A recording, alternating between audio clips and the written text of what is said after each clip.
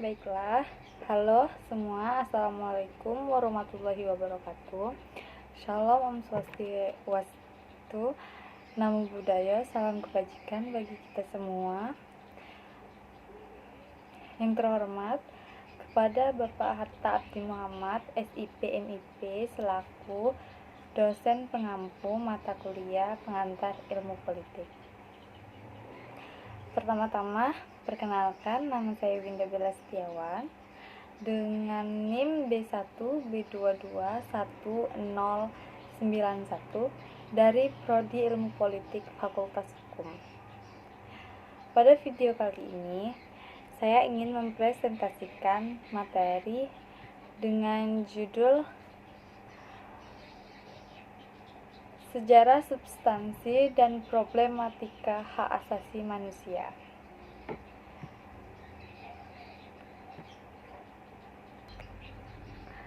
Baiklah,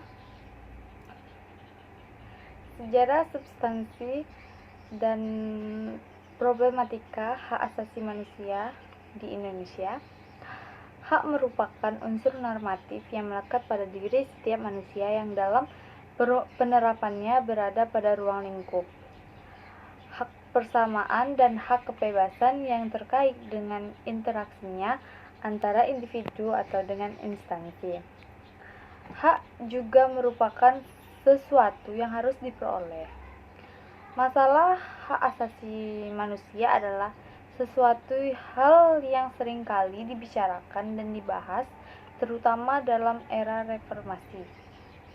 HAM atau hak asasi manusia lebih dijunjung tinggi dan lebih diperhatikan dalam era reformasi daripada era sebelum reformasi. Perlu diingat bahwa dalam pemenuhan hak, kita hidup tidak sendiri dan kita hidup bersosialisasi dengan orang lain. Jangan sampai kita melakukan pelanggaran hak asasi manusia terhadap orang lain dalam usaha perolehan atau pemenuhan hak asasi manusia pada diri kita sendiri. Hak asasi manusia itu adalah hak dasar yang dimiliki manusia sejak manusia itu dilahirkan, bahkan sebelum dilahirkan. Hak asasi dapat dirumuskan sebagai hak yang melekat dengan kodrat kita sebagai manusia, yang bila tidak ada hak tersebut, mustahil kita dapat hidup sebagai manusia. Hak ini dimiliki oleh manusia semata-mata karena ia adalah manusia, bukan karena pemberian masyarakat atau pemberian negara. Maka hak asasi manusia itu tidak tergantung dari pengakuan manusia lain, masyarakat lain, atau negara lain. Hak asasi diperoleh manusia dari penciptanya, yaitu Tuhan Yang Maha Esa, dan merupakan hak yang tidak dapat diabaikan. Sebagai manusia, makhluk Tuhan yang mempunyai martabat yang tinggi, hak asasi manusia ada dan melekat pada setiap manusia. Oleh karena itu, hak asasi manusia bersifat universal, artinya berlaku di mana saja dan untuk siapa saja dan tidak dapat diambil oleh siapapun. Hak ini dibutuhkan manusia selain untuk melindungi diri dan martabat kemanusiaannya, juga digunakan sebagai landasan moral dalam bergaul atau berhubungan dengan sesama manusia. Sejarah hak asasi manusia di dunia. Di dunia atau di Eropa, di dunia barat atau Eropa, paling dahulu menyuarakan hak asasi manusia, yang dimana berdasarkan sejarah hak asasi manusia, Inggris yang paling utama menyerukan.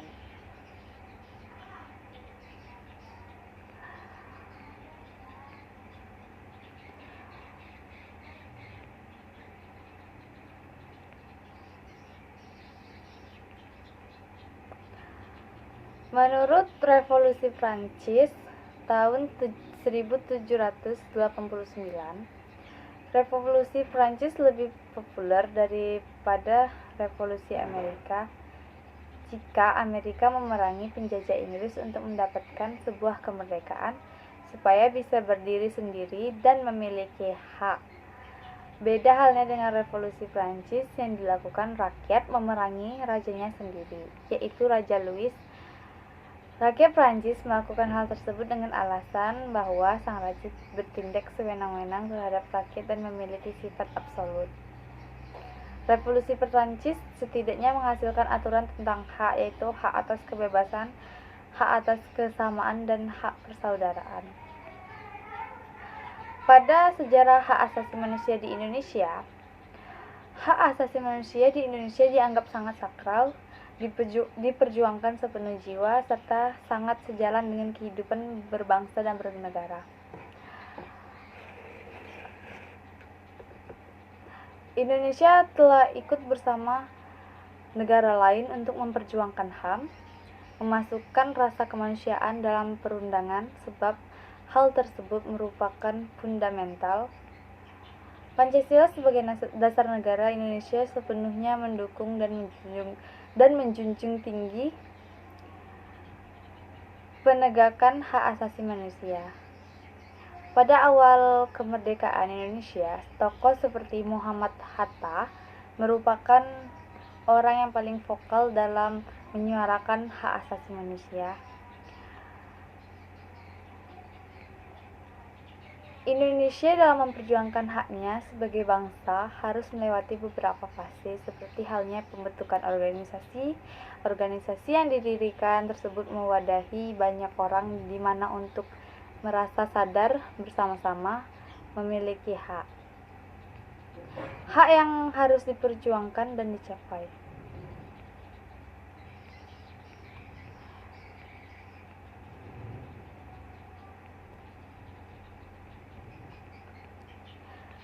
Sejarah penegakan hak asasi manusia di Indonesia. Pada tahun 1945 sampai 1950 merupakan pasca lepasnya Indonesia dari Belanda serta secara sah telah merdeka. Pada masa ini Indonesia memperjuangkan hak asasi manusia yang berkaitan dengan masalah-masalah kemerdekaan serta mengatur, menyampaikan dan mengemukakan pendapat di muka umum. Pada tahun 1950 sampai dengan 1959, masa di mana hak asasi manusia mulai berhasil tegak, ditandai banyaknya partai politik dengan ideologi masing-masing serta pers memiliki kebebasan dalam menyampaikan fakta yang terjadi. Hak asasi manusia berlaku kapanpun, dimanapun, dan kepada siapapun, sehingga hak asasi manusia dalam perundang-undangan nasional.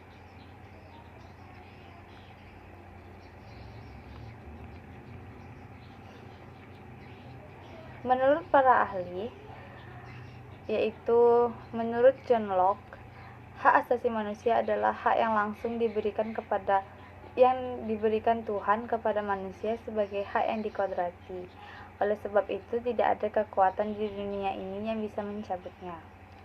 Hak asasi manusia itu memiliki sifat yang mendasar dan suci. Lalu, hak asasi manusia menurut Miriam Budiarjo adalah hak yang dimiliki setiap orang sejak lahir di dunia.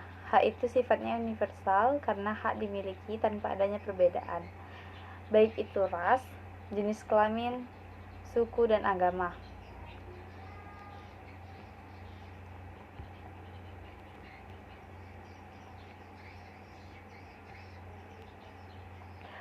Terdapat ciri-ciri hak asasi manusia, yaitu hak asasi manusia tidak diberikan kepada seseorang, melainkan merupakan hak semua orang, baik itu hak sipil, politik, ekonomi, sosial, dan hak budaya. Hak tidak dapat dicabut, dihilangkan, atau diserahkan. Hak asasi manusia bersifat hakiki, yaitu hak yang sudah ada sejak manusia dalam kandungan. Hak asasi manusia sifatnya universal, sehingga berlaku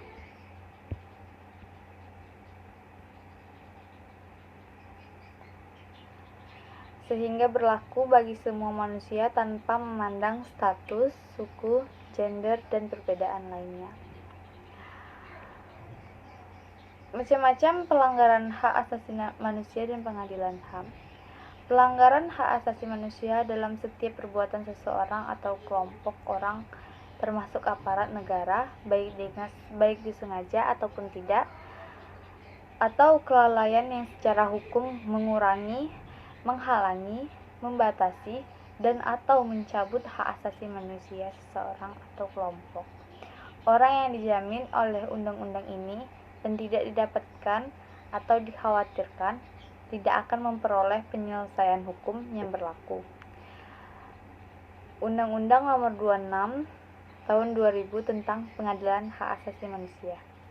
Sedangkan bentuk pelanggaran HAM ringan selain dari kedua bentuk pelanggaran HAM berat itu, kejahatan seperti kejahatan genosida adalah setiap perbuatan yang dilakukan dengan maksud untuk menghancurkan atau memusnahkan seluruh atau sebagian kelompok bangsa, ras, kelompok etnis, dan kelompok agama.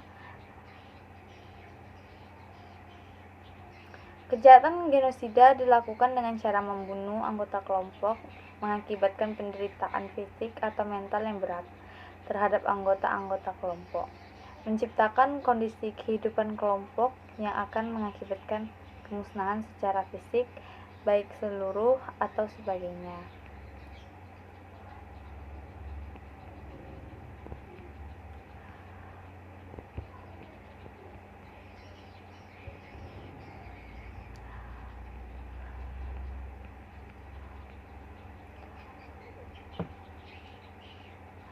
Lalu, hak asasi manusia adalah hak-hak dasar yang dimiliki oleh manusia sesuai dengan kiprahnya.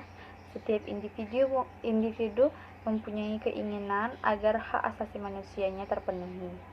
Tapi satu hal yang perlu kita ingat bahwa jangan pernah melanggar atau menindas hak asasi manusia orang lain. Hak asasi manusia setiap individu dibatasi oleh hak asasi manusia orang lain. Di dalam Islam sudah lebih dulu memperhatikan hak asasi manusia. Ajaran Islam tentang Islam dapat dijumpai dalam sumber utama ajaran. Dalam praktik Islam itu yaitu Al-Quran dan hadis yang merupakan sumber ajaran normatif juga terdapat dalam praktik kehidupan umat Islam.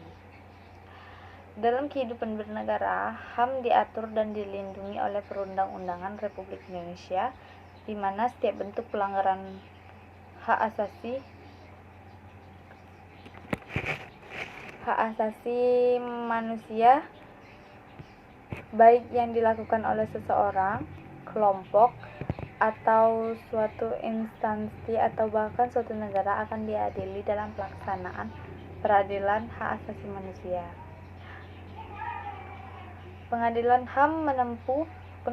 hak asasi manusia menempuh proses pengadilan melalui hukum acara peradilan hak asasi manusia sebagaimana terdapat dalam Undang-Undang Pengadilan HAM.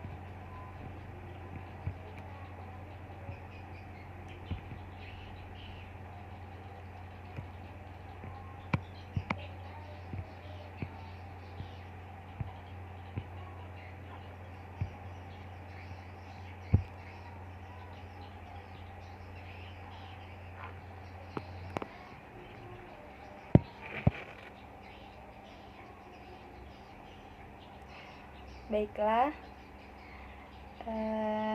sekian dari saya. Lebih dan kurangnya kata saya mohon maaf, dan apabila